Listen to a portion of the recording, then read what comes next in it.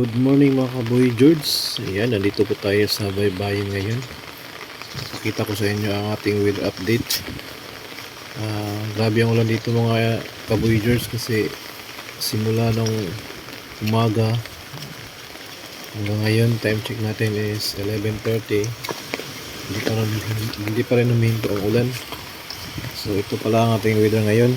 Yan, makulimlim. Mga katabing isla natin mga kaboy George, yan, hindi po nakikita dahil po sa ulan kasi sobrang makulimlim talaga ang panahon ngayon. So sana ang bagyo na ito mga kaboy George ay hindi madadala ng mga malakas na pagbaha sa ibang lugar. Sana safe kayo sa mga sa lugar niyo. Kung sakali mang tumaas yung tubig, ayan, tumakbo na kayo, punta na kayo sa mga safe na lugar. So ayan, mag-ingatan tayo mga kaboy George dahil sa panahon ngayon may bagyo. Ayan, grabe ang ulan dito mga kaboy George, hindi talaga humihinto. Sana mawala na itong bagyo mga kaboy George. Buti na lang mga kaboy George ay ang bagyo na to ay hindi nadala ng malakas na alon. Kasi kapag malakas ang alon, ang mga isda dito sa amin ay hindi makakalaot kasi maliliit lang yung mga bangka dito sa amin eh.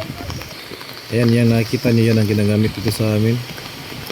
So maka pa rin ang mga isda dito sa amin, makalaot pa rin kasi kahit bagyo, kasi maliit lang yung mga alon, kaya pwede sila maglaot.